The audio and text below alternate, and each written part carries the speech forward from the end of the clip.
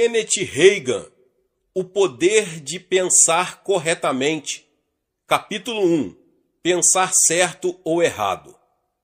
Mas que diz: a palavra está junto de ti, na tua boca e no teu coração.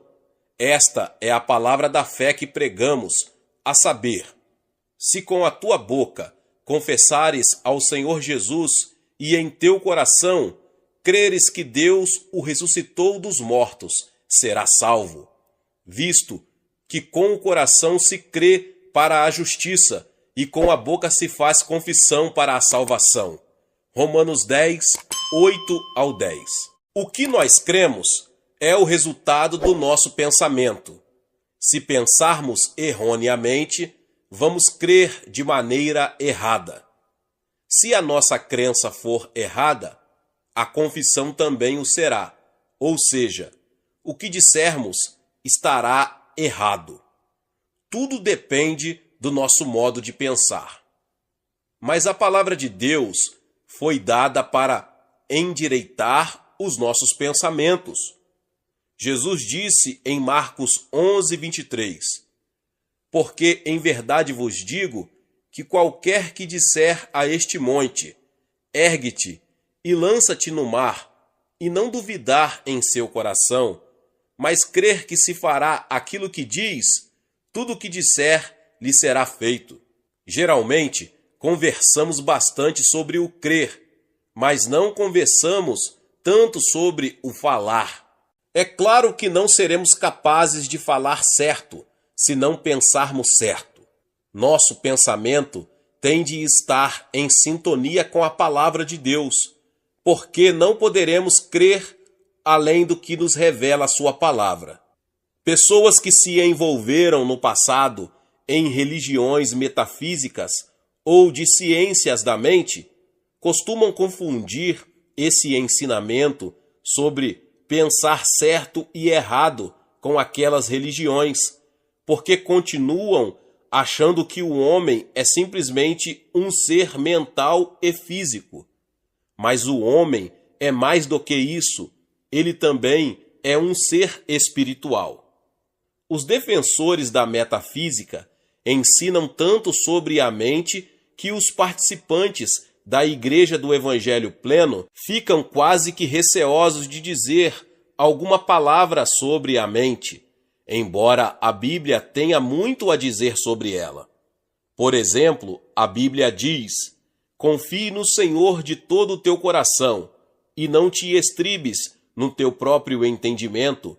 Mente. Provérbios 3:5. E ainda, destruindo os conselhos, raciocínios e toda a altivez que se levanta contra o conhecimento de Deus, e levando cativo todo o entendimento à obediência de Cristo. 2 Coríntios 10:5. A Bíblia também nos fala: e não vos conformeis com este mundo, mas transformai-vos pela renovação do vosso entendimento, para que experimenteis qual seja a boa, agradável e perfeita vontade de Deus. Romanos 12:2. Renovamos nossa mente estudando a palavra de Deus. A Bíblia ensina a ter a mente de Cristo. 1 Coríntios 2:16. A única maneira de termos a mente de Cristo é estudando sua palavra, crer nela de todo o coração e agir conforme seus ensinamentos. A palavra de Deus também nos ensina a pensar nas coisas que são boas, puras e honestas, se houver nelas alguma virtude. Filipenses 4:8. Portanto, a palavra de Deus realmente tem muitas coisas a dizer sobre a mente. Entretanto, precisamos compreender que os pensamentos podem surgir de duas fontes distintas. Em outras palavras, os pensamentos que vêm à nossa mente nem sempre se originam dela. O diabo coloca muitos pensamentos de fora. Esta é uma fonte. Por outro lado, pensamentos de Deus vêm do nosso interior. Eles vêm através do nosso espírito para a nossa mente. Quando você fica em comunhão estreita com o Senhor por meio da oração, meditação e estudo da sua palavra, aprende a distinguir a origem dos seus pensamentos. Naturalmente, pensamentos malignos são do diabo. Deus é amor, e o amor não pensa, não ouve e não vê mal. Esses tipos de pensamentos vêm de Deus. Eu tenho percebido que as referências feitas sobre a mente confundem muitas pessoas. Porém, no tocante ao fato de crer, muitos pensam que creem e realmente o fazem em suas mentes, mas não em seus corações. Por exemplo, se alguém fala sobre confissão, a maioria das pessoas pensa em confessar pecado, enfermidade ou fracasso. A passagem bíblica revela: se confessarmos os nossos pecados, Ele é fiel e justo para nos perdoar os pecados e nos purificar de toda a injustiça. 1 João 1,9. Mas a palavra de Deus tem muito mais a dizer sobre o lado positivo do que o negativo. Se as pessoas entendessem, isso faria uma grande diferença na vida e na maneira de pensar de cada um. No entanto, elas só têm ouvido a pregação de um lado da confissão, o negativo. Portanto, só exercitam o lado do não farás. Paulo disse em Romanos 10:9, se com a tua boca confessares ao Senhor Jesus. Isso não se refere à confissão de pecado, nem é uma confissão de fraqueza. Ao invés disso, é uma confissão do senhorio de Jesus Cristo. E continua dizendo, e em teu coração creres que Deus o ressuscitou dos mortos, serás salvo. Visto que com o coração se crê para a justiça, e com a boca se faz confissão para a salvação. Esta não é uma confissão negativa, é uma confissão positiva. De fato, o cristianismo é chamado de grande confissão. Hebreus 13:1 revela que devemos considerar o apóstolo e sumo sacerdote da nossa confissão. Nesse momento, seria para nós de grande ajuda definir o significado da palavra confissão. Em primeiro lugar, é afirmar alguma coisa na qual cremos.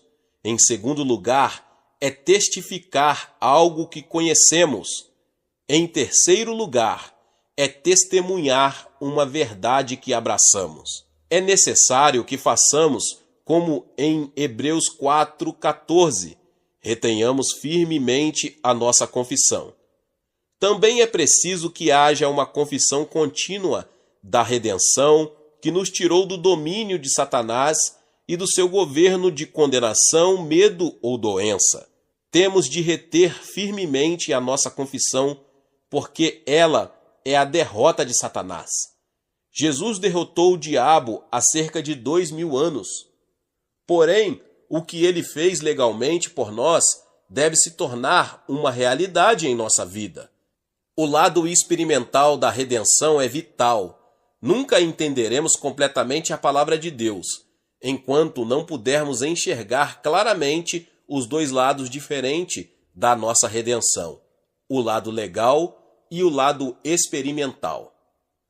Um exemplo da face legal da redenção, nós costumamos orar, Deus, salve este homem, ou Deus, cure aquela mulher. Entretanto, na mente de Deus, Ele já curou essas pessoas e as salvou. Em outras palavras, Deus estava em Cristo reconciliando o mundo consigo mesmo. Jesus não tem de morrer novamente para salvar ninguém. Ele já fez isso, não fez? Não precisa mais verter o seu sangue. Deus já fez tudo o que precisava para prover nossa redenção. Se alguém tratar do lado legal da redenção e pregá-lo exclusivamente, as pessoas não vão realmente experimentar nada na vida. E esse é o maior problema com muitas igrejas. O que tem sido pregado é legalmente verdadeiro, mas os cristãos se tornam frios, mortos e formais, porque ouvem somente uma face da redenção, a legal, e com isso a redenção não se tem tornado uma realidade. Por outro lado, se só for pregado o lado vital da experiência, o resultado é o fogo estranho, o fanatismo e o extremismo. E ainda, se um pastor prega somente o lado da experiência da redenção, algumas pessoas buscam experiências fora da palavra de Deus. Um equilíbrio deve ser alcançado entre os dois lados, de tal forma que se possa desfrutar na vida tudo o que Deus legalmente proveu na redenção. Aquilo que o Senhor legalmente comprou, realizou e proveu para nós se torna nosso. Experimentalmente, quando cremos na palavra de Deus em nosso coração e confessamos com a boca que isso é verdadeiro. Por exemplo, podemos ver os aspectos legal e vital da redenção nos escritos de Paulo aos cristãos de Roma. A palavra da fé que pregamos, Romanos 10:8. Tal expressão não é vista no Antigo Testamento, porque as pessoas daquele tempo não tiveram a experiência da redenção disponível como nós temos. Elas sequer entendiam claramente o que profetizavam a respeito do Messias que estava por vir. Nos 4 evangelhos, também não vemos a redenção sendo citada, porque a redenção que Jesus trouxera não estava realmente disponível enquanto ele estava na terra. Ele perdoou os pecados, mas nós temos mais do que perdão de pecados na redenção. Somos feitos novas criaturas. A redenção não se tornou disponível para nós até que Jesus fosse crucificado, tivesse ressuscitado dos mortos e assentado à direita do Pai. Em outras palavras, a nova aliança não estava em vigor até o sumo sacerdote da nova aliança, Novo Testamento, começar a operar. Jesus é o sumo sacerdote do Novo Testamento. É difícil para algumas pessoas perceberem isso, porque acham que a redenção estava valendo, enquanto Jesus estava aqui na terra. Mas a redenção não estava vigorando. Alguns homens na terra realmente tiveram seus pecados perdoados, mas sob a nova aliança, conseguimos mais do que simplesmente perdão de pecados. Temos um novo nascimento e nos tornamos novas criaturas em Cristo Jesus. Se uma pessoa pecar após ter nascido de novo, não precisa nascer novamente, vez após vez. Ela pode nascer de novo somente uma vez, mas ser perdoada de seus pecados muitas vezes, graças a Deus. A promessa aos cristãos que pecam é: se confessar os seus pecados, ele é fiel e justo para perdoar os pecados. 1 João 1,9. Não se nasce de novo várias vezes. O homem não pode nascer de novo a não ser uma vez, mas pode ser perdoado dos seus pecados muitas vezes, graças a Deus. Como temos visto, Romanos 10, 9 e 10 diz: se com a tua boca confessares ao Senhor Jesus, e em teu coração creres que Deus o ressuscitou dos mortos, serás salvo, visto que com o coração se crê para a justiça. Quando os pecadores ouvirem a palavra de Deus, terão seu modo de pensar endireitado. A palavra lhes mostrará que estão perdidos, são pecadores, não podem salvar a si mesmos, nem se tornar justos ou redimir-se sozinhos. O pecador precisa apenas dizer ao Senhor: querido Deus, eu sou um pecador, não posso salvar a mim mesmo. Eu sei, de acordo com a tua palavra, que eu não posso me fazer justo, mas eu te agradeço, porque tu me amas e enviaste o Senhor Jesus para morrer por mim. E pela sua justiça posso ser redimido. Eu creio que ele morreu pelos meus pecados, de acordo com as Escrituras. Eu creio que ele ressuscitou dos mortos, e esta é a minha justificação. Eu o confesso agora e o recebo como meu Salvador. Isso é pensar em linha com a palavra e crer no que a Bíblia diz. Confessá-la é criar uma realidade de salvação no espírito humano. Faz uma grande diferença o modo como o pecador é trazido à salvação. Por exemplo, se o modo de pensar de um pecador for endireitado logo no começo, se a sua atitude de crer for certa e a confissão for feita de maneira correta, será muito mais fácil para ele não vacilar na sua caminhada cristã. Por outro lado, se não lhe for dada instrução suficiente, o diabo então tirará vantagem daquilo que ele não conhece. O pecador será derrotado e roubado naquilo que Deus já fez por ele.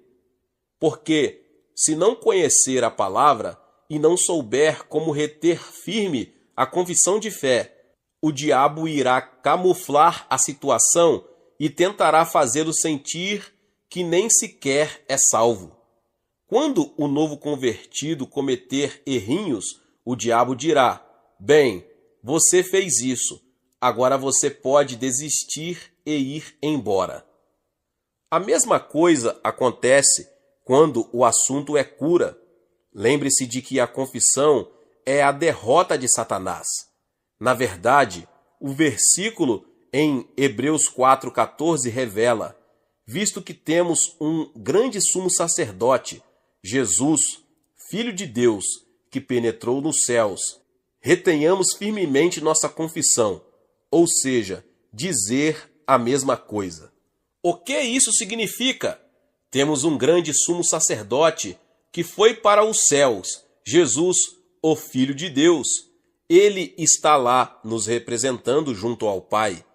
Ele diz: eu morri por eles. Eu levei os seus pecados. Eu os redimi. Eu me tornei pecado por causa do pecado deles, para que pudessem se tornar justiça de Deus em mim.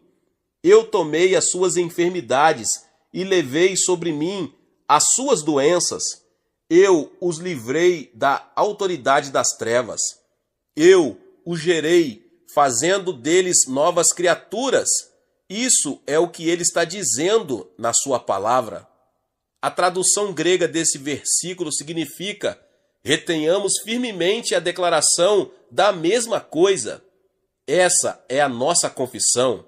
A sua confissão ou aprisionará você ou o libertará. A confissão é o resultado da nossa crença, e ela é o resultado do nosso pensar certo ou errado. Em primeiro lugar, é necessário que saibamos que a palavra fez por nós em Cristo. Creiamos e confessamos isso. É a confissão que cria a realidade. Então, ela se torna real em nossa vida. Em segundo lugar, é imprescindível que saibamos o que Deus fez por nós, por meio da palavra e do Espírito Santo. Em terceiro lugar, é preciso que saibamos o que o Senhor Jesus está fazendo por nós agora no seu ministério do atual, à direita de Deus Pai no céu.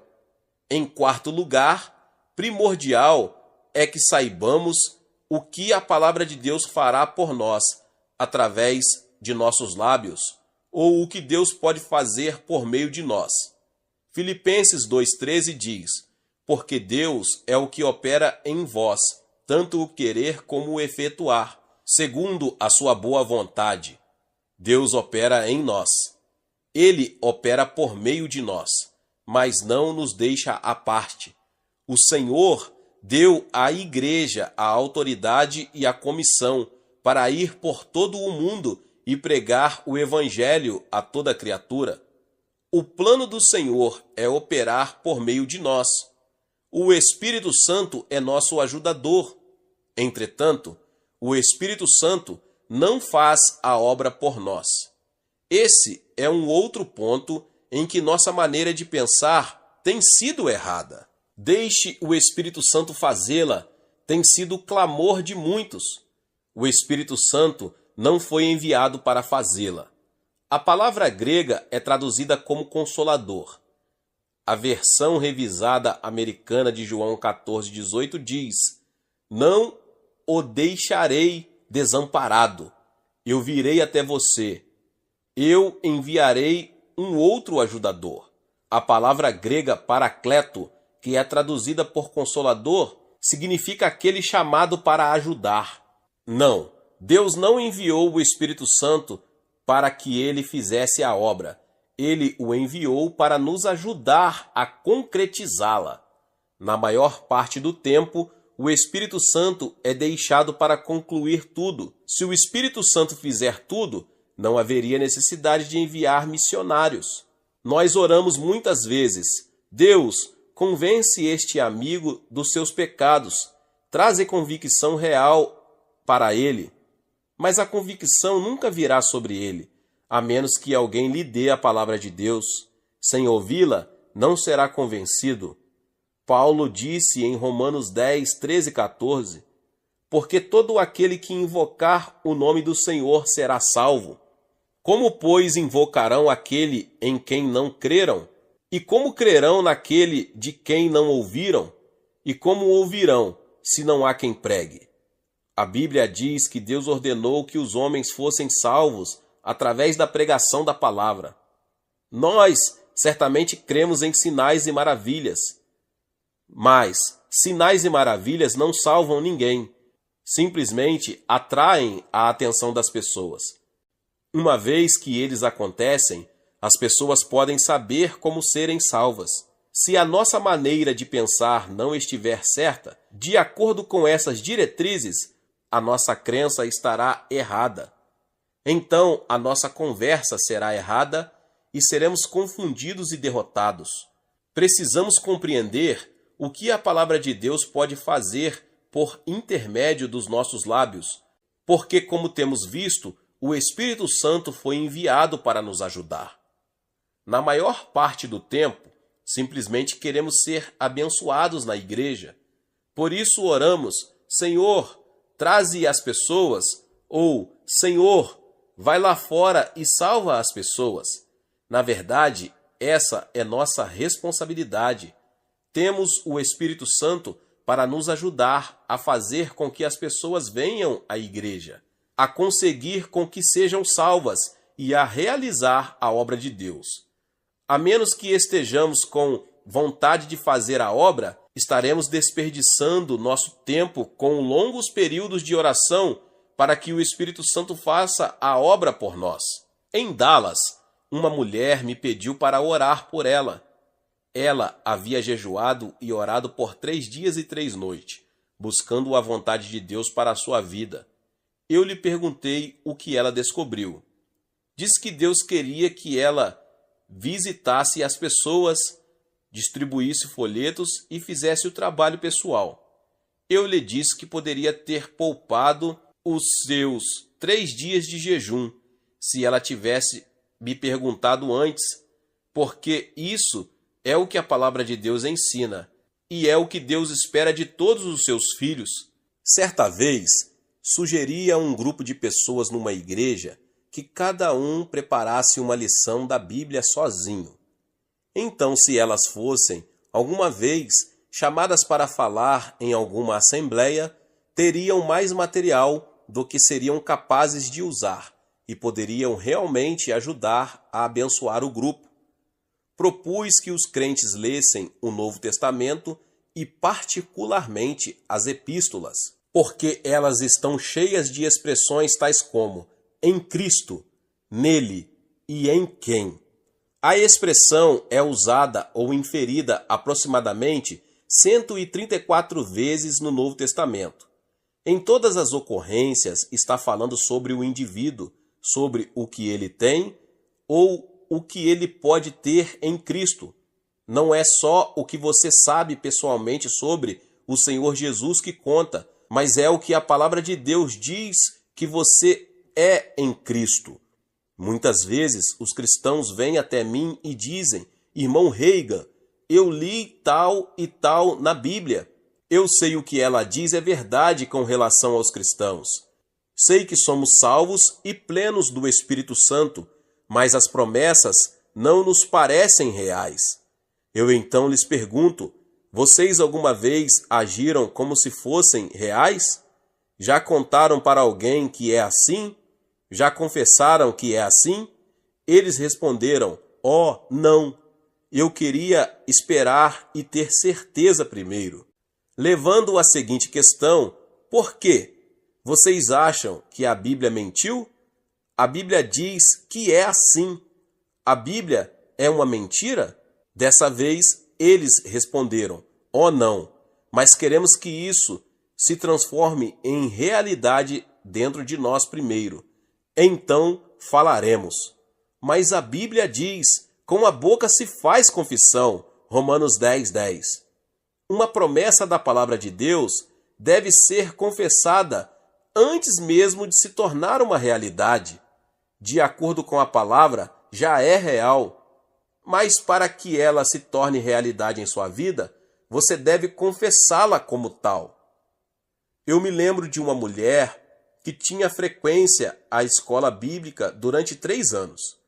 Ela não era uma ministra, nem reivindicava ser. Havia ido à escola bíblica para obter treinamento. O seu pastor me contou que ela era o membro mais notável daquela grande igreja. Era uma professora da escola dominical e fazia parte de todas as atividades da igreja. Ela me disse uma vez, depois que eu preguei numa reunião de uma comunidade ali perto: irmão Reagan, eu fiz o que o Senhor disse e ainda não li as 134 escrituras que o Senhor mencionou. Entretanto, li 25 delas meditando atentamente.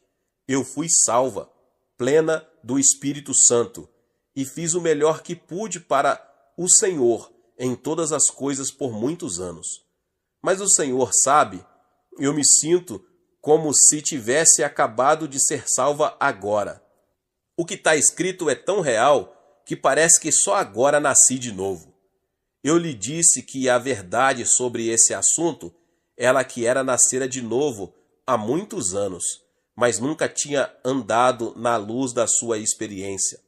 Tudo tinha sido dela todo o tempo, pertencia-lhe, mas não por ter ousado confessar e clamar por isso. Nunca andara no que legalmente era dela. Ao confessar o que você é em Cristo, clama por isso e assim anda, está aproximando-se da realidade daquilo que legalmente é seu. Infelizmente, muitos nunca compreenderão isso, permanecerão como bebês cristãos e não serão capazes de desfrutar da plenitude do que são em Cristo. Um cristão não é renovado como um colchão. Um colchão renovado é apenas reformado. Mas o novo nascimento não é uma reforma, é uma renovação. Um cristão nascido de novo é uma criatura novinha em folha, uma nova criação.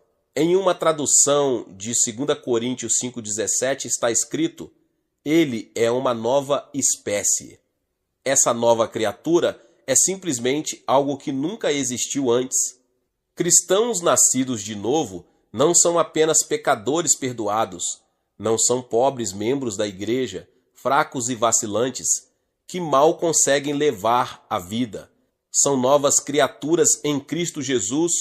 Eu não sei sobre você, mas este tem sido meu testemunho e confissão desde 1933. Eu li essas verdades sobre redenção enquanto estava acamado, estudando a palavra de Deus. Prometi a ele, antes de começar a ler a Bíblia, eu acreditaria e aceitaria o que quer que ele dissesse em sua palavra e a colocaria em prática. Na maior parte do tempo, vemo-nos apenas como salvos do pecado. Pensamos que quase tudo que podemos fazer por aqui é simplesmente vacilar e continuar a viver na rua do mal, conseguindo levar a vida na última casa, no final do quarteirão, lá perto do beco da reclamação. Mas Efésios 1, 7 e 8 diz: em quem temos a redenção pelo seu sangue, a remissão das ofensas, segundo as riquezas da sua graça, que ele tornou abundante para conosco em toda sabedoria e prudência. Note que se fala em quem temos a nossa redenção. É nele que somos redimidos temos a redenção nele. Do que é que somos redimidos? Alguém dirá, do pecado. Isso é em parte. Entretanto, a realidade é que somos redimidos da morte espiritual, o que nos fez, em primeiro lugar, pecadores. Também podemos dizer que somos redimidos da maldição da lei, porque Gálatas 3,13 declara: Cristo nos resgatou da maldição da lei, fazendo-se maldição por nós, porque está escrito: maldito todo aquele que for pendurado no madeiro. Quando olhamos para a lei de Moisés, vemos que a punição por quebrar as leis de Deus era tripla: pobreza, doença e morte espiritual. Jesus veio nos redimir porque fomos vendidos ao pecado e à morte espiritual, e Satanás estava nos dominando. Mas agora temos a redenção em Cristo. O domínio do diabo sobre nós foi quebrado. Isso significa que ele perdeu o domínio sobre nossa vida no minuto em que nascemos de novo, no minuto em que tornamos novas criaturas em Cristo Jesus. Quer dizer que recebemos um novo Senhor, um novo dono para reinar sobre nós, Jesus Cristo. Antes, Satanás foi o nosso Senhor e dono. Ele nos dominava. Porém, agora que somos novas criaturas em Cristo Jesus, Ele é o nosso Senhor. Romanos 6,14 aponta: porque o pecado não terá domínio sobre vós, pois não estáis debaixo da lei, mas debaixo da graça. Se algo tem senhorio sobre você, ele exerce domínio. O pecado e Satanás são sinônimos. Em outras palavras, eles são semelhantes ou quase semelhantes em sentido ou significado. Poder-se-ia interpretar o versículo 14 de Romanos 6 como: Satanás não terá domínio sobre vós, pois não estáis debaixo da lei, mas debaixo da graça. Cristo nos redimiu, Ele é o nosso cabeça, Ele é o cabeça da igreja. Se Cristo é o cabeça da igreja e nós somos membros do corpo dele, a igreja, então Ele é o nosso cabeça. O diabo tem alguma autoridade para governar o corpo de Cristo? Não! Nós somos de Cristo e devemos ser dominados somente por Ele.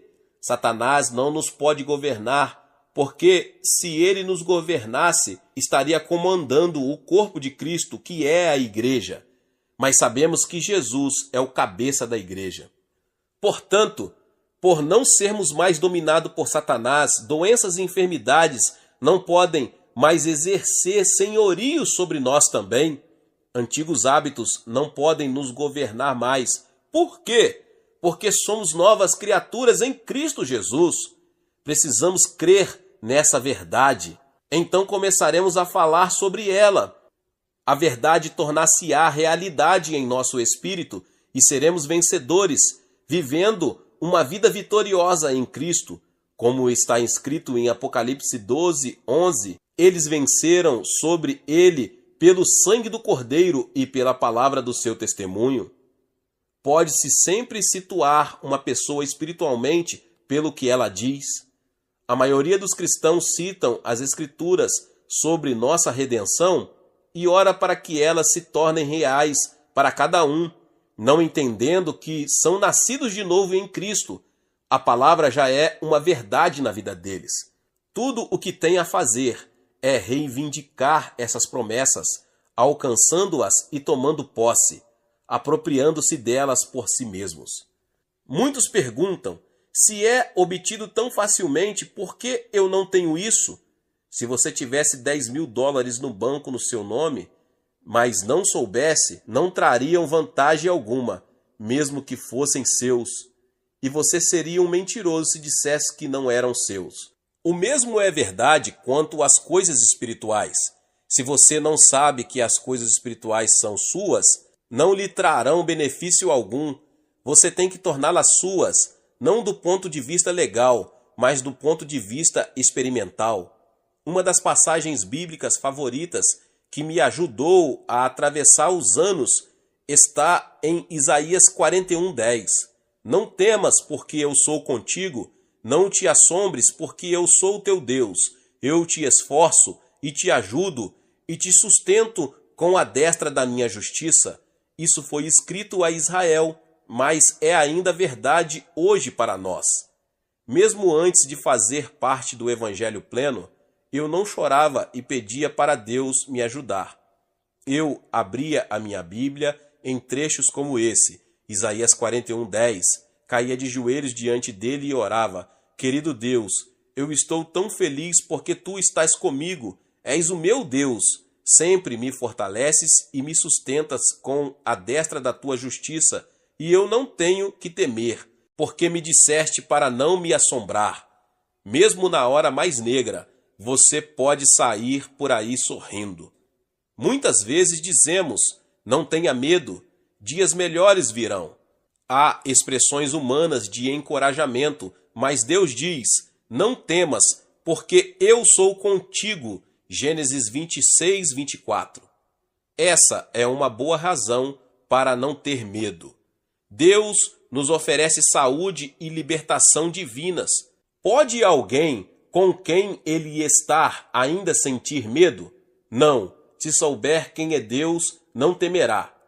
Quando alguns cristãos sentem que estão sob uma nuvem de escuridão, clamam: ó Deus, ajude-nos. Deus realmente nos ajuda, porque Ele é um Deus misericordioso e desce até o nosso nível.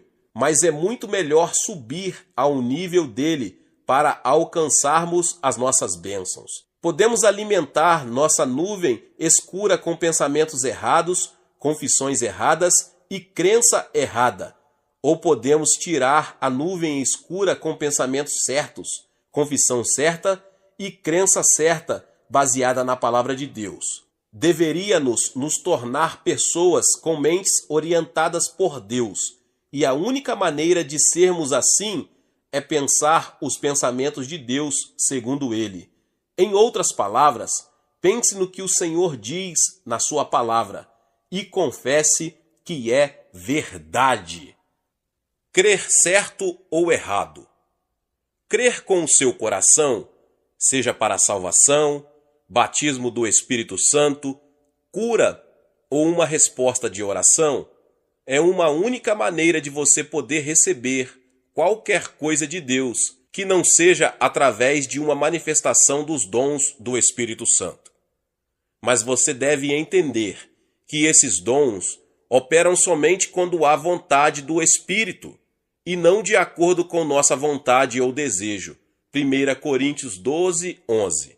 Portanto, crer com o coração é o único modo pelo qual podemos exercitar o receber de Deus.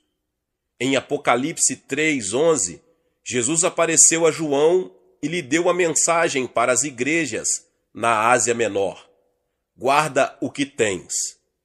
Diríamos, na linguagem de hoje, agarre o que é seu, mas a passagem diz: guarda. A razão pela qual Jesus disse isso foi porque ele sabia que havia um poder levantando contra nós, que se empenharia em nos derrotar e nos roubar. A fé é como o amor, só é revelada na ação e na palavra. Assim, não existe fé sem confissão, mas a fé crescerá com a sua confissão. A confissão faz várias coisas para o cristão. Ela dá direção e fixa os limites da vida de alguém. Não se pode receber algo de Deus sem fé e confissão corretas. Quando começamos a compreender isso, chegamos a algum lugar com Deus. Os 10 espias enviados a Canaã fixaram o limite das suas vidas pelas suas confissões. Disseram: nós não podemos fazer isso. Eles creram que não podiam, por isso não puderam.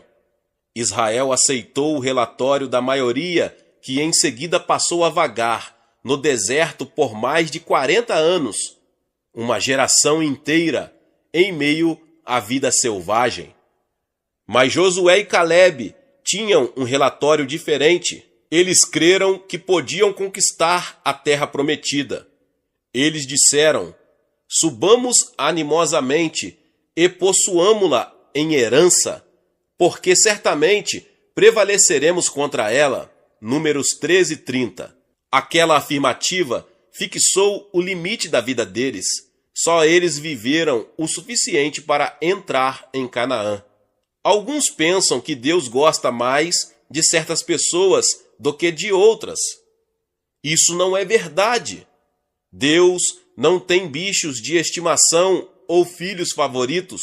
Ele nos ama com o mesmo amor e fez provisão para todos nós.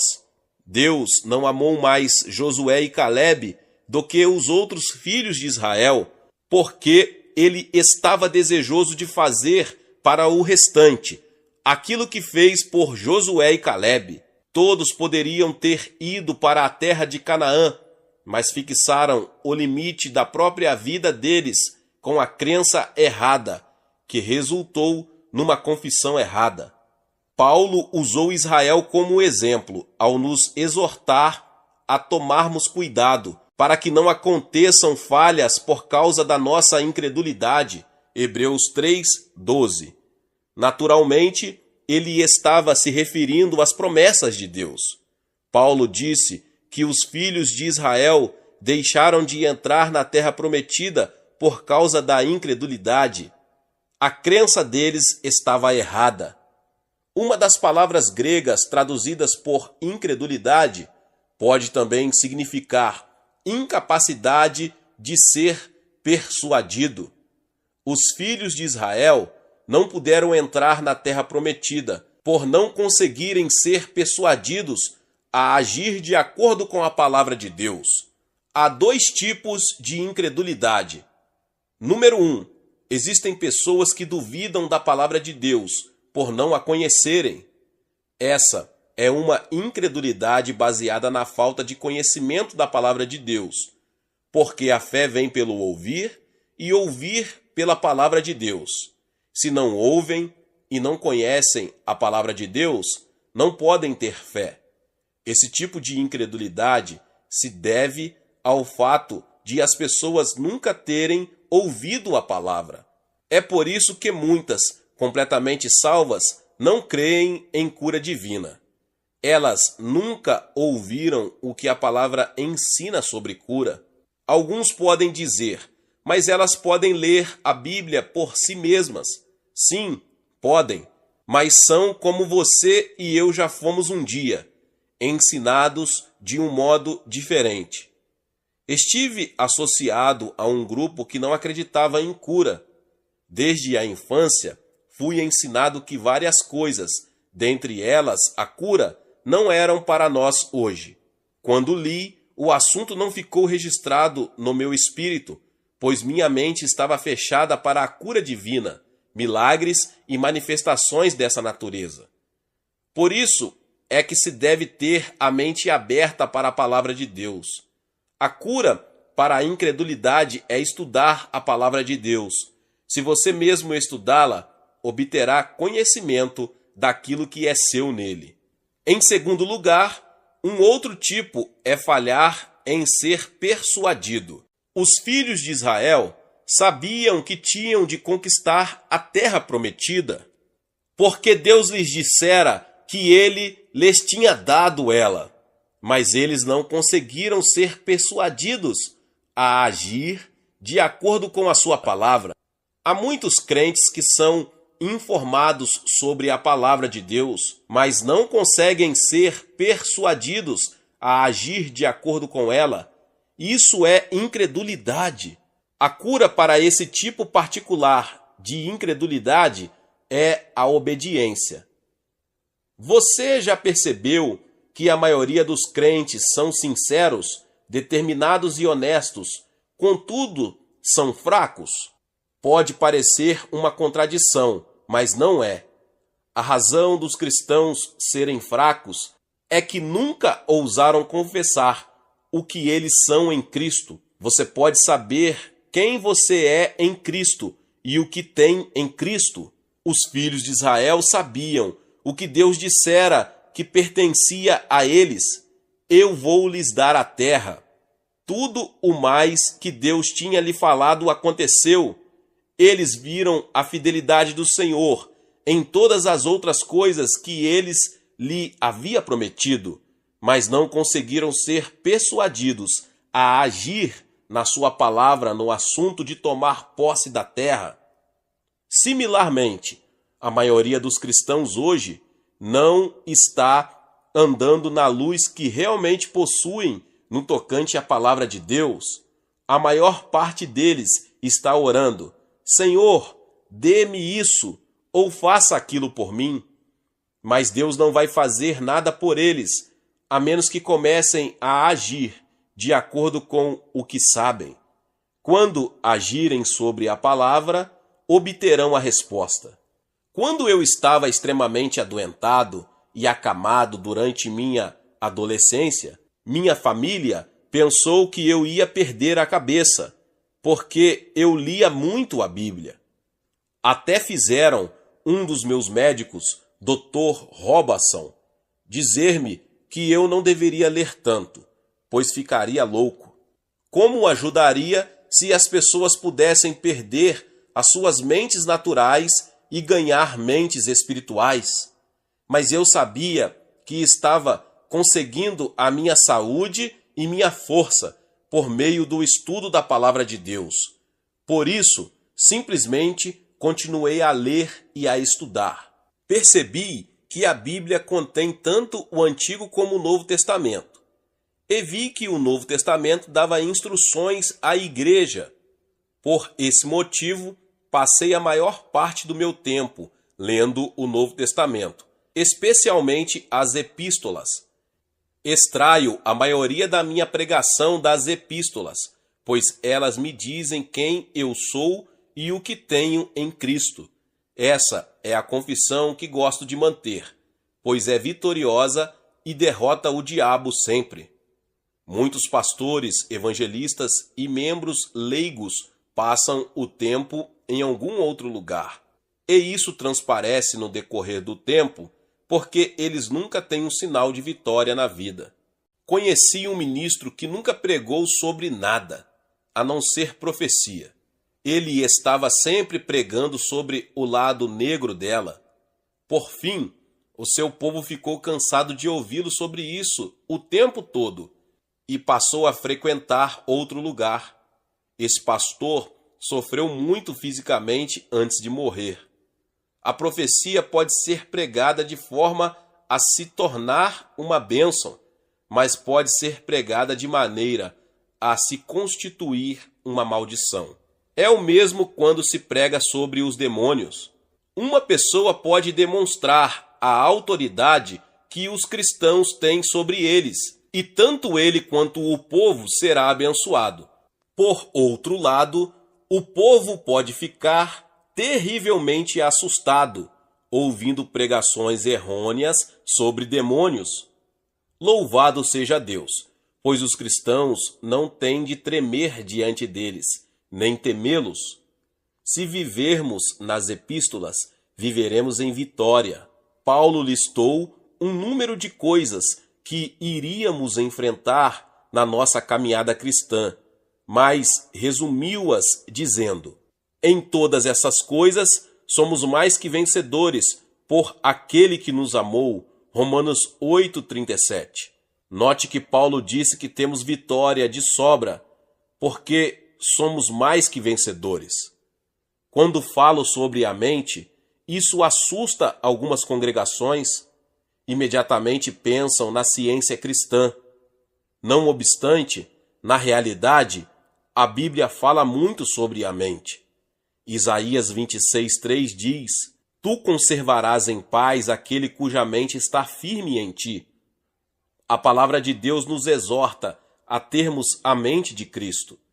Quanto ao mais, irmãos, tudo o que é verdadeiro, tudo o que é honesto, tudo o que é justo, tudo o que é puro, tudo o que é amável, tudo o que é de boa fama, se há alguma virtude e se há algum louvor, nisso pensai.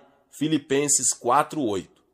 Eu creio que é por isso que muitas estão doentes, mesmo que todo mundo no país já tenha orado por elas. Ficam em todas as filas de oração para a cura e nunca a recebem. A razão pela qual elas não estão sendo curadas é porque estão pensando incorretamente. No passado, notei que muitas pareciam ter sido ajudadas quando orei por elas. Algumas até testificaram que a dor e os sofrimentos foram embora por 2 ou 3 dias. Eu sabia o tempo todo que a enfermidade ou dor voltaria, pois o lamento ainda estava em suas vozes. Elas simplesmente continuaram pensando, crendo e falando errado, até que o problema voltou. É muito mais fácil seguir o que o homem pensa sobre as coisas do que seguir o que Deus diz sobre a situação. Algumas vezes, a coisa mais difícil do mundo é conseguir que a mente de alguém desista do que o homem fala e siga o pensamento de Deus. Precisamos meditar e pensar na palavra de Deus, bem como crer nela com o coração. Por exemplo, todos os médicos e amigos disseram que eu não poderia superar a doença que eu tinha, mas em vez de ouvi-los, escolhi crer no que a palavra de Deus dizia sobre o que ele fez por mim em Cristo.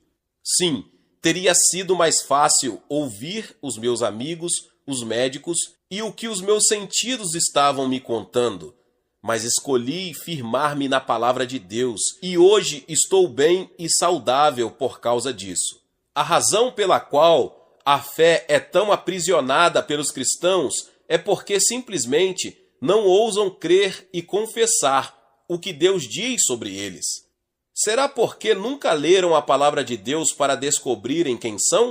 Será porque ficaram parados na história passada da Bíblia, a antiga aliança, e nunca compreenderam que nós temos uma nova aliança e somos novas criaturas em Cristo, que Ele nos ama e deseja que nós tenhamos o melhor de tudo? Ou será porque estão com suas mentes tão ocupadas com coisinhas mundanas, coisas que não vão dar em nada quando ditas e feitas? Para se construir uma vida sólida na fé, você precisa acreditar e confessar diariamente o que Deus é para você, o que Jesus está fazendo por você agora à direita do Pai, e o que o Espírito Santo está realizando em você. Tudo isso edificará uma sólida vida de fé. Então, crescerá até o ponto em que você não terá medo das circunstâncias e não temerá nenhum tipo de doença ou qualquer situação. Você enfrentará a vida sem medo, será um conquistador. Depois de algum tempo, descobrirá que a seguinte passagem é verdade. Mas em todas estas coisas, somos mais do que vencedores. Romanos 8:37. Você nunca será um vencedor, a menos que confesse que o é. Uma confissão errada, naturalmente, é uma confissão de derrota e fracasso, e da supremacia de Satanás. Alguns estão sempre confessando sobre o seu combate com o diabo. Ao agirem assim, magnificam-no. Todas as vezes que uma pessoa fala de quanto o diabo o está aprisionando, como o faz ficar doente, como impede o seu sucesso, trata-se de uma confissão de derrota e fracasso. Por outro lado, quando alguém fala das coisas boas de Deus e do que ele tem feito na sua vida, trata-se de uma confissão que glorifica o Senhor. Vamos então começar uma vida vitoriosa fazendo a confissão certa. Uma vez, tendo dito que Deus ouviu a minha oração, nunca volto atrás. Não me importo com o que eu vejo, o que sinto ou o que os meus sentidos me dizem. Eu fico com a confissão, retenho-a com a tenacidade de um bulldog e não a solto. Penetre na palavra de Deus e fique com ela. Faça o que Jesus disse, retenha firmemente a sua confissão e lute o bom combate da fé. Não deixe o diabo manobrá-lo para tirá-lo da sua posição firme. Tenho permanecido com a mesma atitude por dias, semanas e até meses. Não recuei nem um centímetro. Fiquei na minha posição, porque sei que Deus tem ouvido a minha oração e porque eu tenho a resposta da coisa pela qual eu orei. Só uns poucos compreendem que o tipo de confissão que nos aprisiona é o errado e o tipo certo nos liberta. Não é só a nossa maneira de pensar, mas são as palavras que falamos que constroem o poder ou a fraqueza dentro de nós. As palavras nos traem, nos mantêm cativos ou nos libertam. As palavras se tornam poderosas na vida de outros. É o que confessamos com nossos lábios que realmente domina nosso ser interior. Se falamos sobre doença, é porque cremos na doença. Se conversarmos de fraqueza e fracasso, é porque nós cremos em fraqueza e fracasso. Inconscientemente, confessamos aquilo que cremos. Pois do que há em abundância no coração, disso fala a boca. Mateus 12:34. Confessar certo ou errado. Visto que temos um grande sumo sacerdote, Jesus, Filho de Deus, que penetrou nos céus, retenhamos firmemente a nossa confissão. Hebreus 4:14. É fácil dizer, eu creio nisso. Sim, está no meu coração. E fazer uma confissão positiva. Entretanto, com a primeira má notícia que ouvimos, dizemos algo contrário negativo. Devemos sempre utilizar a palavra da fé. É surpreendente a fé que os cristãos têm nas coisas erradas. Se eles pegassem a mesma fé e crescem nas coisas certas, tornar-se-iam bem-sucedidos. Realmente, não precisariam de mais fé do que a que já têm para serem bem-sucedidos. Quando as pessoas admitem as suas falhas, constroem um senso de insuficiência nelas mesmas e essas deficiências ganham ascendência na vida delas. Mas Jesus é o nosso Senhor, e se nós retivermos firmemente essa confissão, Ele então ganhará ascendência em nossa vida e nos guiará ao sucesso. Nunca devemos nos levantar acima das nossas confissões. As confissões feitas pelos cristãos, de todo o coração e por meio da fé, derrotarão completamente o diabo em todos os combates. Porém, se eles não crerem no coração, nas confissões que seus lábios estão fazendo, elas não funcionarão. E se confessarem as habilidades de Satanás em inibir seu sucesso, Satanás exercerá domínio sobre eles. Mas Colossenses 2,15 diz: e despojando os principados e potestades, os expôs publicamente, e deles triunfou em si mesmo. Se Cristo derrotou o diabo por nós, então por que o diabo faz tantas coisas contra nós? Porque ele domina as pessoas. Porque as pessoas deixam. Muitos pensam que Deus é responsável por todas as coisas que acontecem com eles, quando na verdade Ele não é responsável por nenhuma delas. As pessoas acham que cabe a Deus fazer alguma coisa sobre os seus problemas. Porém, compete ao indivíduo fazer algo. Por quê?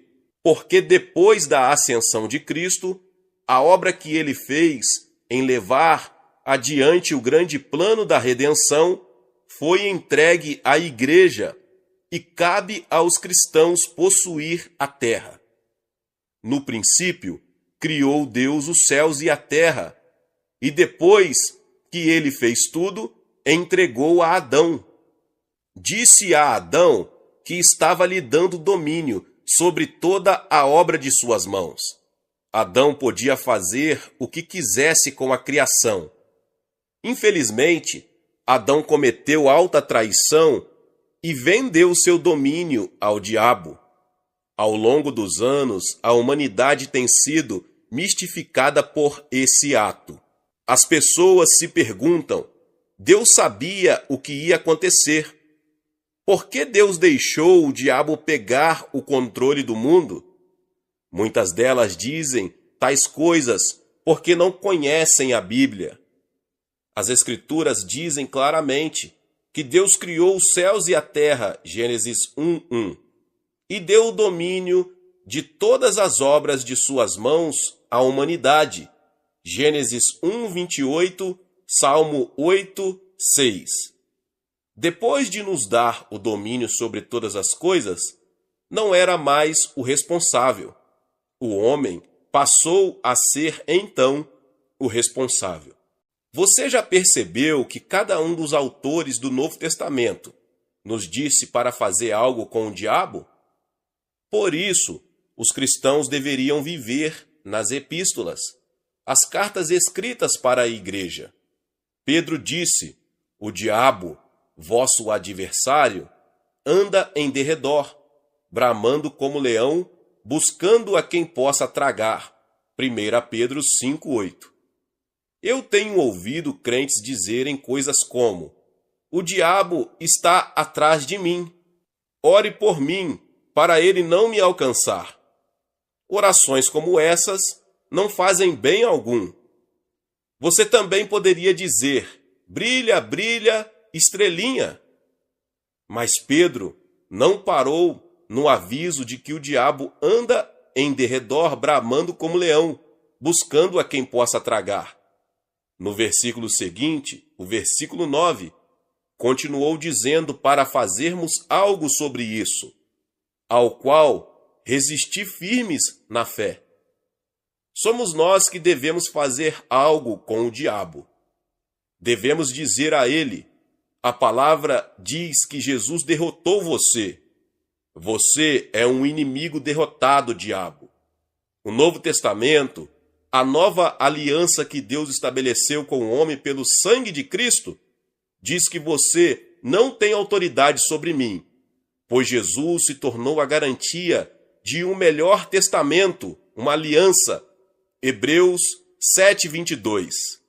Essa nova aliança revela que você não tem autoridade sobre mim, Satanás, mas sim que eu tenho autoridade sobre você. Satanás, deixe-me em paz, porque você está derrotado. Isso é fazer a confissão certa, que derrotará o diabo. Quando fazemos uma confissão errada, permitimos que Satanás tenha domínio sobre nós. Tiago disse: resisti ao diabo, e ele fugirá de vós. Tiago 4:7. Ele estava escrevendo aos cristãos. Note que ele não disse que devíamos orar a Deus para que ele resistisse ao diabo e fizesse com que fugisse de nós.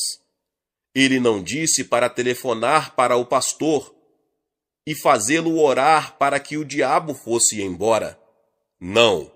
A menos que você resista ao diabo, ele não fugirá de você.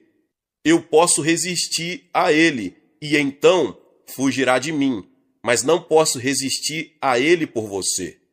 Posso orar por pessoas pela fé, mas se elas mantiverem a confissão errada, não trará bem algum. As confissões erradas anularão o efeito de minhas orações. 1 Pedro 5:8, Tiago 4:7. Na verdade, alguns conhecem tão pouco a palavra de Deus que creem que eu posso fazer por eles uma oração de fé, crendo eles ou não, e que ainda conseguirão uma resposta. Isso é tolice da parte dessas pessoas e contrário à palavra de Deus. Muitos dizem que creem no Novo Testamento, porém na verdade não creem. São ignorantes no que concerne à palavra de Deus. Perguntam: se o Senhor curar os doentes como fazia Jesus, então por que não cura todo mundo? Um homem que diz que Jesus curou a todos os doentes é um mentiroso, porque a palavra de Deus mostra claramente que Jesus não curou todos os doentes.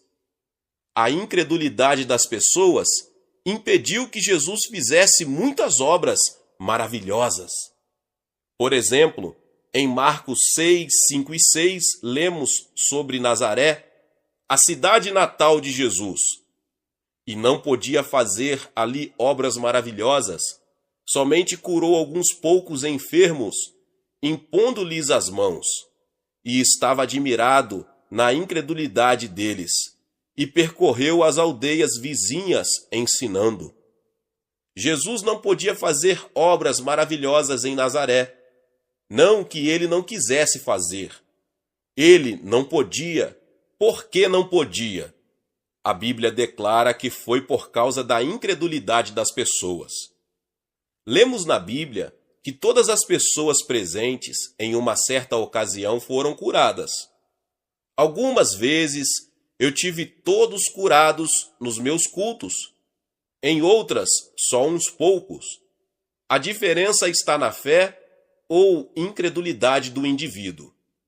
Vemos isso ao longo do ministério de Jesus. Mateus 13:58 diz: E não fez ali muitas maravilhas, por causa da incredulidade deles.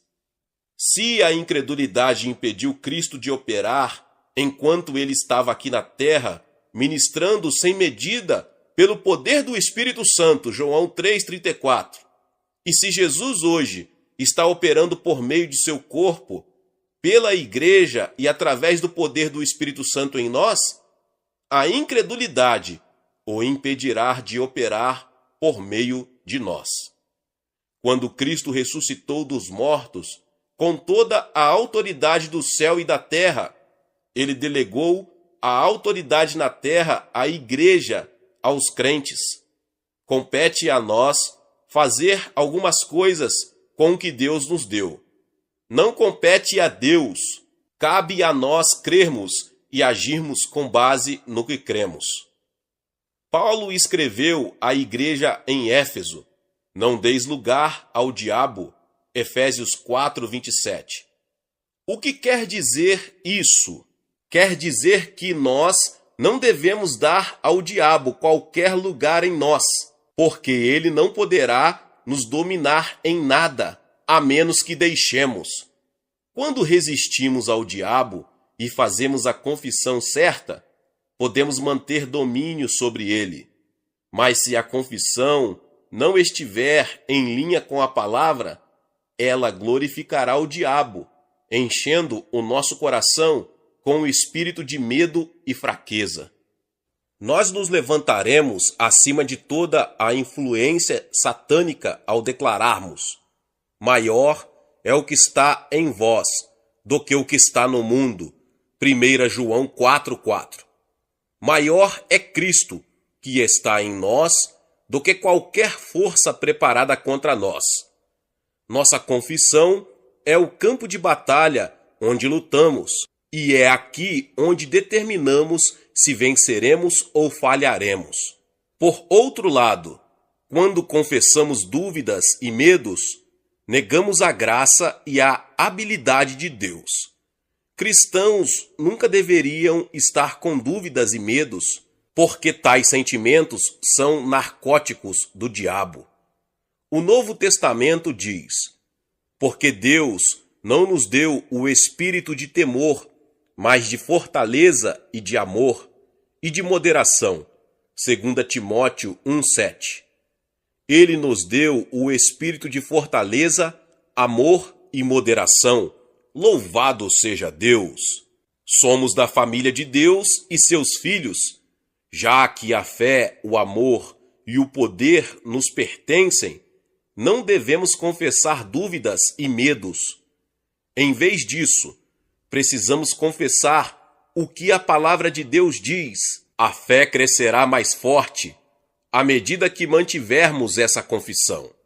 Se fosse para confessarmos fraquezas e doenças, estaríamos confessando abertamente que a palavra de Deus não é verdadeira e que ele falhou em fazê-la boa. Mas o que Deus diz sobre a enfermidade e doença? Em 1 Pedro 2:24 lemos: E pelas suas feridas de Jesus fostes sarados. Mateus 8,17 diz: para que se cumprisse o que fora dito pelo profeta Isaías, que diz: ele tomou sobre si as nossas enfermidades e levou as nossas doenças. Em curai enfermos e expulsai demônios, T. L. Osborne declara: sua confissão de dor e doença é como colocar a assinatura para receber um pacote que a Companhia Expressa lhe trouxe. O diabo tem o seu recibo, sua confissão, mostrando que você aceitou o pacote. Não aceite nada enviado pelo demônio. Quando você confessa fraqueza ou doença, em vez de confessar que ele tomou sobre si todas as enfermidades e doenças e as levou, você está confessando que ainda as tem. Nos primeiros anos de minha vida, eu tinha 2 problemas cardíacos sérios. O médico disse que qualquer um deles podia significar a morte. Meu corpo estava praticamente paralisado. Eu era tão anêmico que a cor do meu sangue era laranja pálido. Não havia chance de algum dia eu ficar bom, exceto por meio da misericórdia de Deus. Comecei a ler a velha Bíblia metodista da minha avó Drake. Eu a chamo de Bíblia metodista porque ela havia sido salva há quase 100 anos numa campanha metodista no Tennessee. Descobri que a palavra de Deus tinha algo a dizer sobre a minha enfermidade e minha doença. Pelas suas feridas fostes sarados, 1 Pedro 2,24. Mas lá estava eu, tendo de 2 a 3 ataques cardíacos por dia. Não pense em nenhum minuto que não orei. Eu orava praticamente a noite inteira por várias noites. Orava durante horas e horas. Não estou minimizando a oração, mas é necessário mais do que a oração para dar jeito num caso como esse. Requer a oração de quem crê. O problema com muitos cristãos é que fazem uma grande quantidade de oração sem crer, sem agir no que creem, e isso não resulta em nada. Não existe lugar na Bíblia em que Jesus ou outro qualquer dissesse que só a oração já realizaria a tarefa. Mas Jesus realmente disse: orando, crede que o recebereis e tê-lo-eis. Marcos 11:24. E tudo o que pedirdes na oração, crendo, o recebereis. Mateus 21:22. Os cristãos dirão: vou lhes dizer, eu realmente creio na oração. Isso não significa coisa alguma. Você pode ir ao Tibete e lá achar uma religião que é mais antiga que o cristianismo, cujos adeptos também acreditam em oração. As pessoas oram constantemente. O monge faz sempre uma roda de oração. Novamente, quero enfatizar que não estou dizendo que devemos parar de orar. Estou simplesmente dizendo que a oração não é tudo que existe. Se você crê no que a palavra diz, precisa agir sobre ela quando ora. Ore, esqueça e comece a se comportar como se a resposta tivesse vindo no minuto em que você orou. Isso requer mais do que oração. Requer acreditar na palavra e agir sobre ela. Aquém de toda ajuda humana, eu era um adolescente acamado. Deus sabe das horas que passei em oração. Contudo, não tinha feito nenhum progresso em receber minha cura. Decidi que tinha de haver algo errado em algum lugar e sabia que não era da parte de Deus. Eu é que precisava mudar, porque Deus nunca muda. Perguntei: Senhor, o que está errado? Tem alguma coisa errada em algum lugar? Eu não estou fazendo contato com o Senhor. Não estou recebendo o que peço em oração. Deus me mostrou o problema pelo seu Espírito por meio da palavra. eu tinha de acreditar que estava curado. Na realidade, a minha mente natural se rebelava contra aquilo, gritava contra aquilo. Uma pessoa pode fazer muito barulho com a sua mente, quanto pode com as mãos e pés. Embora minha mente continuasse dizendo, você é louco, eu dizia, não, eu vejo exatamente. Aqui está o motivo pelo qual não recebi a minha cura. Ainda estou confessando que tenho um problema no coração. Ainda confesso que estou paralisado. Eu posso sentir como o meu coração age. Por isso, ainda estou confessando que estou doente. Mas Deus diz que estou curado. A palavra de Deus fala que Ele fez algo com a enfermidade. Estou me agarrando nessa doença por confessá-la, e enquanto me agarrar a ela, vou tê-la. Tenho de soltá-la. Preciso começar a confessar a verdade daquilo que ele diz. Tenho aceitado o que meus sentidos me dizem, em vez do testemunho da sua palavra. O que necessito fazer agora é aceitar a palavra de Deus, em vez dos meus sensos, porque ela diz que estou curado. Continuei a lutar contra o diabo dessa maneira.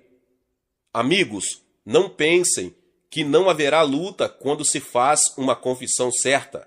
Não pensem que existirá somente um tranquilo mar de rosas. Oh, não! Deus não disse que você teria. Ele disse que teríamos de combater o bom combate da fé, 1 Timóteo 6,12, e resistir ao diabo, até que ele fugisse de nós. Tiago 4,7. Disse também para retermos firmemente o que temos. Apocalipse 3,11. E resistirmos ao diabo, firmes na fé. 1 Pedro 5,9. Todos esses termos denotam que, da nossa parte, esforços exaustivos precisam ser empenhados. Porque não temos que lutar contra carne e sangue, mas sim contra os principados, contra as potestades, contra os príncipes das trevas deste século, contra as hostes espirituais da maldade nos lugares celestiais. Efésios 6,12. Lutar denota esforço exaustivo empenhado. No entanto, não se trata de um esforço físico extenuamente, como lutar com um homem. É lutar contra forças espirituais no reino espiritual. É luta espiritual. Esses versículos que acabamos de ler se referem ao fato de que devemos lutar, batalhar, resistir ou empenhar esforço contra poderes malignos no mundo espiritual. Portanto, você deve manter firme a sua confissão. Retenha-a firmemente, não a retenha frouxamente ou pela metade, mas firmemente. Retenha com firmeza a sua confissão, como eu retive a minha. Eu disse, não, diabo, a Bíblia diz que estou curado, e é exatamente isso que você tem de fazer para conseguir o que você precisa de Deus. Eu parei de reter a confissão dos meus sentidos e retive o que a palavra de Deus disse. Isso foi o que me fez vencer e fará você vencer. Vamos nos acostumar a agir pela palavra. Ela o curará se colocá-la em prática. A palavra de Deus diz, Ele enviou a sua palavra e o sarou. Salmo 107, 20. Provérbios 4, do 20 ao 22 diz, Filho meu, atenta para as minhas palavras, as minhas razões inclina o teu ouvido, não as deixes apartar-se dos teus olhos, guarda-as no meio do teu coração, porque são vida para os que a acham e saúde para o seu corpo. Suponha que você tenha ido a um médico e este lhe tenha dado uma receita. Você a aviou e colocou o remédio no armário de sua casa. ficou sentado, então olhando para ele, sem tomá-lo. Certamente a medicação não o ajudou e você não poderia esperar que o fizesse. Você teria de agir de acordo com a ordem do médico e tomar o remédio. E não é só isso. Para funcionar corretamente, teria de tomá-lo de acordo com a bula. Embeba-se com a palavra de Deus, até que esteja tão consciente da palavra, que pense nela continuamente. Enquanto outros estão conversando sobre algo mais, você deve conversar sobre o que a palavra diz. Por exemplo, a palavra diz que Deus suprirá todas as suas necessidades e que o curou. A sua confissão correta se tornará realidade. Dessa forma, você receberá tudo o que precisa de Deus. Haja na palavra de Deus hoje. Glória a Deus, Deus abençoe a vida dos irmãos. Talvez você chegou aqui pela primeira vez no canal Vinícius Siqueira e ainda não é inscrito no canal. Se inscreva no canal e ative o sininho das notificações para você não perder os vídeos que são postados aqui todos os dias. Deixe também o seu like e não esqueça de compartilhar esta palavra com mais pessoas. Glória a Deus. Nos vemos nos próximos vídeos. Glória a Deus. Amém. Seja membro do canal Vinícius Siqueira e obtenha benefícios que só os membros têm. Então, você que já é inscrito no canal e ativou o sininho das notificações, logo você vê o botão Seja Membro, clique nele e obtenha os benefícios. E o primeiro benefício é que você tem uma mensagem destacada. Quando você faz um comentário aqui no canal, você tem um destaque na sua mensagem. E isso é muito importante porque você mostra para os outros que você apoia este canal. E outro benefício que você tem é que você pode compartilhar os devocionais diários, que são 365 devocionais, que são postados todos os dias aqui no canal. Existe um grupo específico e a pessoa recebe um link que é direcionado para o grupo. E nesse grupo você tem todos os devocionais de todos os dias do mês, que você recebe logo pela manhã, e você tem o benefício de compartilhar esses devocionais com os seus contatos. Esse benefício é apenas para os membros. No YouTube não tem como compartilhar os devocionais, apenas ler na comunidade do YouTube, mas quem é membro tem o benefício de compartilhar com todos os seus contatos e as suas redes sociais. Seja membro!